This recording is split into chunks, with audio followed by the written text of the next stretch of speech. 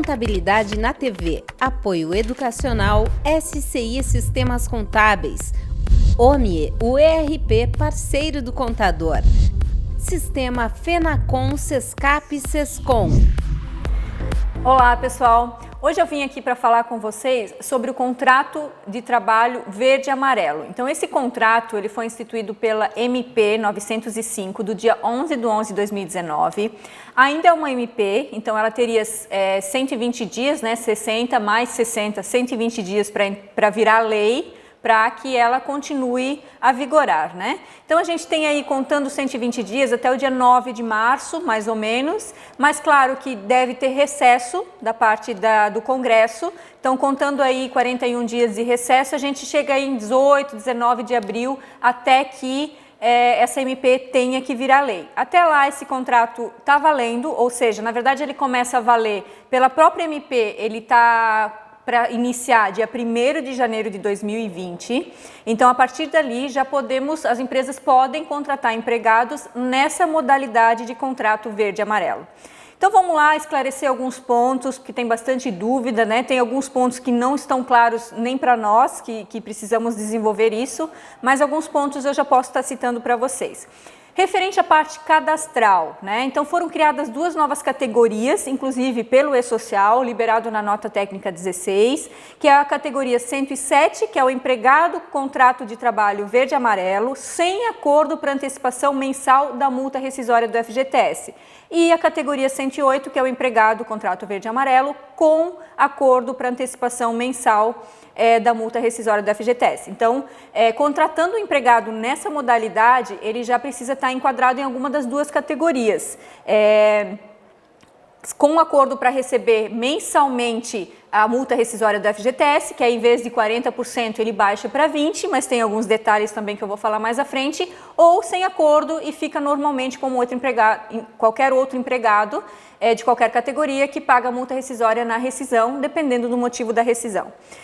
Outro detalhe na parte cadastral é que o FGTS desse empregado, durante o contrato dele, durante esse contrato verde e amarelo, é de 2%. Em vez de 8%, que é o normal para os empregados, esse FGTS para esse empregado passa a ser 2% em cima da remuneração dele. Esse contrato, ele obrigatoriamente é por prazo determinado, né? A gente cita ele como prazo determinado, em dias e com cláusula assecuratória, ou seja, não é um período de experiência, quando ele for demitido, ele tem direito ao aviso prévio igual um outro empregado, tá? Outro ponto, então não é considerado período de experiência. O salário, fala-se alguma coisa em relação ao salário, que não pode ultrapassar um salário mínimo e meio, tá? Salário base. Mas a gente sabe que a remuneração dele pode vir a ultrapassar. Aí tem alguns pontos que a gente tem que cuidar nesse cálculo também, que eu vou falar mais à frente.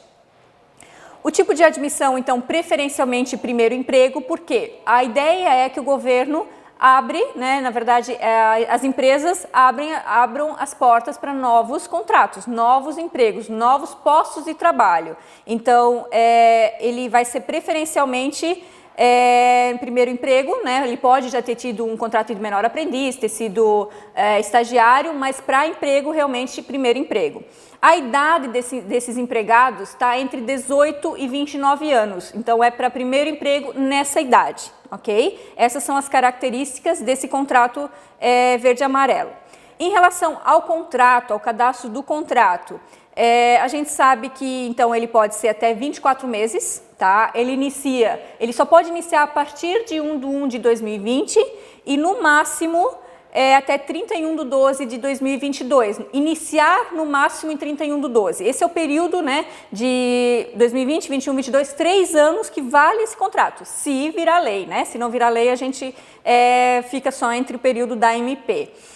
Agora, contratado a partir dessa data, ele vale no máximo por 24 meses, tá? Esse é o período desse tipo de contrato. Detalhe também é que ele pode ser renovado, então se você contratou por, sei lá, 6 meses e quer renovar, pode renovar até o limite de 24 meses. Um detalhe também é que ele não tem limite de renovação, desde que não ultrapasse os 24 meses. E aí a gente considera 730 dias, né, considerando esses 24 meses, ok? Detalhe importante também que, acabando o período do contrato verde e amarelo, ou seja, chegando os 24 meses ou até antes, ele não queira ser renovado nessa modalidade, ele automaticamente passa a ser como indeterminado. Então, naquele momento que o empregado finaliza esse tipo de contrato, né, o empregador finaliza esse tipo de contrato com o empregado e se não houver o desligamento, o contrato passa a ser indeterminado. Então, pode ser no meio de um mês, certo? Então, a partir daquele momento, em vez da categoria de verde e amarelo, ele passa a uma categoria de empregado normal, seguindo todos os procedimentos. O FGTS passa a ser 8%, então volta ao empregado normal. Fazendo a rescisão, então ele já acaba, né, finalizando aquele contrato definitivamente. Pessoal, em relação ao cálculo, né? Em relação ao cálculo da folha. Bom, ele vai ser mensalista, horista, diarista, normal, como qualquer outro empregado.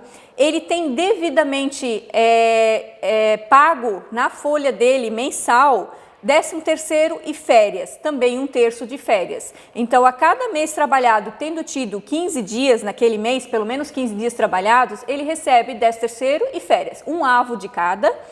As férias vêm acompanhadas do 1/3, né, que a gente sabe. Para os empregados, então, que optaram pela antecipação da multa na categoria 108, também mensalmente na folha dele eu já pago uma multa, uma antecipação da multa rescisória do FGTS, em cima do meu FGTS, né? Então, em vez de 40% da multa normal, passa a ser 20%. Então, quem optar por antecipar, paga 20%. Mas tem um detalhe, pagando 20% na folha, antecipando, você não tem como pedir de volta esse dinheiro caso ele peça conta, caso ele seja demitido por justa causa, qualquer que seja a demissão, esse dinheiro é dele, já foi pago antecipadamente. Então, quem fizer a opção, está pago, não tem retorno desse valor, independente do motivo da rescisão. Quem não fizer a opção, paga lá na rescisão 40%, como qualquer outro contrato, se for devida a multa rescisória, ok? Em relação a 10º em férias, então, é mensal, não há uma provisão para um pagamento anual como os outros empregados. Em relação a CFIP e GRRF, não temos instruções ainda, temos que aguardar para ver se o programa vai se adaptar e que orientação eles vão dar. CAGED. A princípio, o CAGED para janeiro de 2020 não terá mais, né? Então, apenas para o grupo 4, que são os órgãos públicos. Então, nesse caso aqui, todos, né, o CAGED já passa a ser substituído pelo E-Social, então não vão entrar essas categorias mais no CAGED. RAIS e DIRF, a gente também não vai ser referente ao ano base 2019, então qualquer outra questão tem que ser aguardado também orientações, tá? Em relação ao E-Social, então eu gero normalmente o evento 2.200, o XML do 2.200 com a admissão dele, a partir de 1 de 1 de 2020, produção restrita e produção já vão estar adaptados a essas novas categorias. O evento de folha de remuneração eu gero normalmente com as remunerações mensais e 10º de férias mensalmente como a folha dele, né? A cada renovação de contrato eu preciso mandar um 2.206, que é a alteração contratual. Então, renovou o contrato, mando um 2.206 com a nova data fim do contrato. Passou a ser indeterminado, eu também devo mandar um 2.206, que é passar de prazo do contrato 107 e 108 para o 101, que é o contrato para o prazo indeterminado. Isso se não houver desligamento, claro, né? Todos esses cálculos são feitos no E-Social também, né? A referente ao INSS, ao FGTS, que é de 2%, a parte da Previdência Patronal, então tudo retorno 5.001, 5.003, 5.011, 5.013 do E-Social estão adaptados. Quanto à rescisão, né? Vamos falar um pouquinho da rescisão. Então, as categorias 107 e 108 já vão estar recebendo 13º e férias mensalmente. Então, no mês da rescisão, se for rescindido nesse contrato, ele vai receber apenas férias e 10º daquele mês, normal como os outros, não vai ter férias e 10º acumulado do período inteiro, né?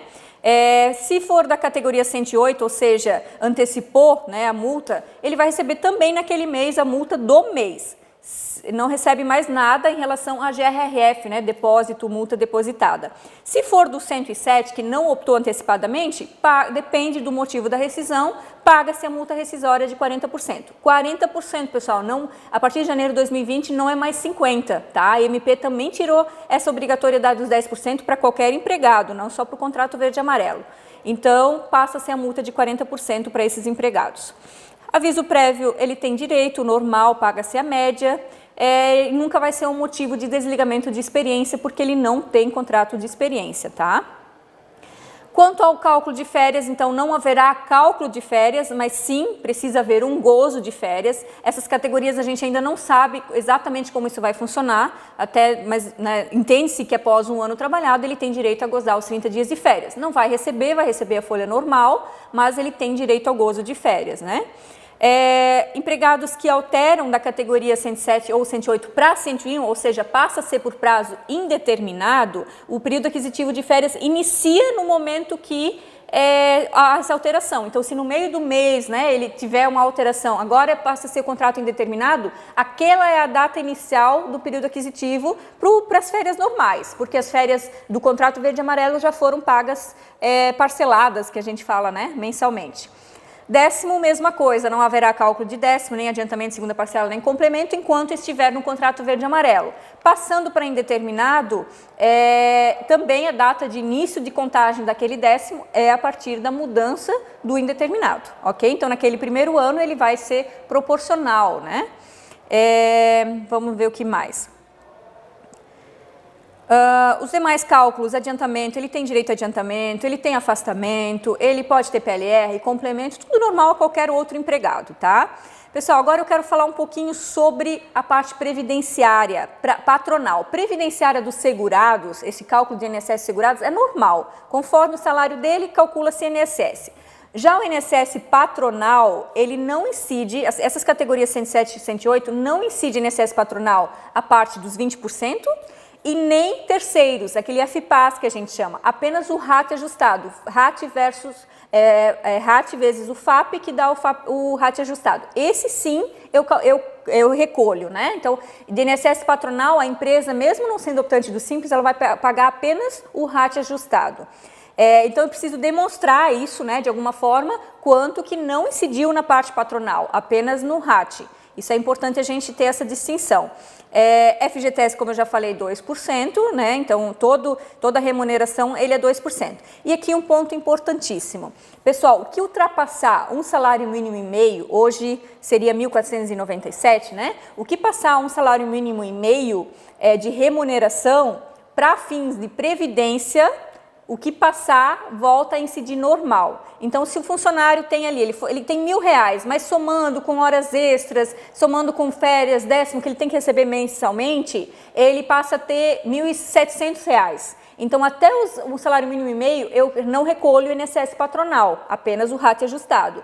O que passar disso até o 1.700, eu recolho normal, 20%, FPA 5,8%, 4,5%, dependendo da empresa, e também o RAT ajustado. Tá? Então, isso é uma questão da Previdência em relação à SMP. Eles deram isenção até um salário mínimo e meio. O que passar disso, tributa normal. Diferente do FGTS. Para o FGTS, toda a remuneração do empregado é 2%, enquanto ele estiver na categoria verde e amarelo. Ok?